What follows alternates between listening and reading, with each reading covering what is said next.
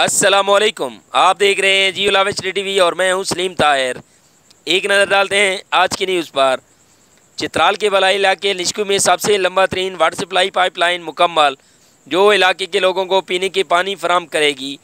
محکمہ public health کے سب انجنئیر محمد اور تعمیراتی کمپنی کے نمائندوں نے اس منصوبے کا معائنہ کیا۔ مزید تفصیلات بتا رہے ہیں حماد فاروقی اپنی اس رپورٹ میں۔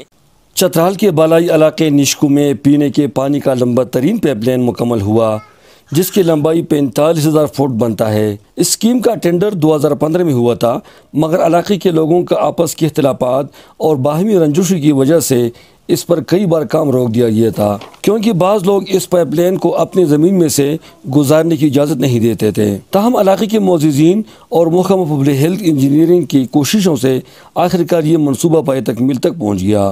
گزشتہ روز محکمہ پبلک ہیلتھ کے سب انجنئیر، تعمیراتی کمپنی کے چیف ایگزیکٹو، علاقے کے معززین اور ہماری ٹیم نے اس لمبے ترین پائپ لائن کا معائنہ کیا، جس کے لیے کئی بار پہاڑوں پر بھی چڑھنا پڑا۔ معائنے کے دوران یہ معلوم ہوا کہ مزدوروں نے بعض جگہ پائپ لائن کو زیادہ موڑ دیا ہے، جس سے پانی کا پریشر کم ہوتا ہے، اور بعض جگہوں میں پائپ کو چھپایا نہیں ہے۔ اسی طرح جہاں سے پانی آتا ہے وہاں پر بھی کمی بیشی کو دور کرنے کے لیے محکمہ کی ذمہ دار نے ان کو ہدایت کی، جو بہت جلد اسے درست کر کے لوگوں کو پینے کے صاف پانی گھروں میں میسر ہوگی۔ علاقے کے لوگوں نے اس منصوبے پر نہایت خوشی کا اظہار کیا۔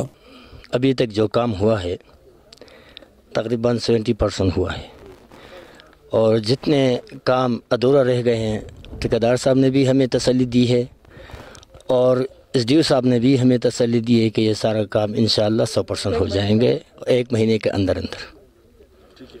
محکمہ پبلک ہیلتھ کے نمائندوں نے اسے جلد مکمل کرنے کی یقین دہانی کی۔ اور یہ اسکیم تقریباً 4.5 کروڑ کا اسکیم ہے۔ اب کام کمپلیٹ ہو چکا ہے، لیکن کچھ اس میں ڈیفیشنسیز ہیں، مثلا یہ کسی جگہ پہ مینٹس چینج کرنا ہے، کچھ سول ورک میں کچھ وہ کرنا، تو آئندہ انشاءاللہ 1 مہینے کے اندر میں کمپلیٹ کر کے ان لوگوں یہاں پانی پہنچ جائے گا، اور اس کی فائدہ بھی لوگوں کو حاصل ہوگا۔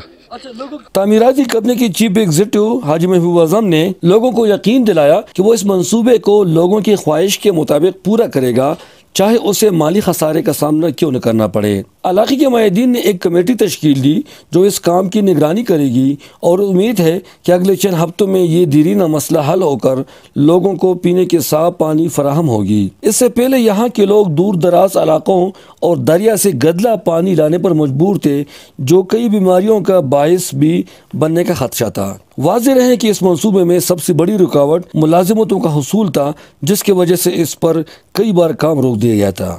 حماد فاروقی، چترال۔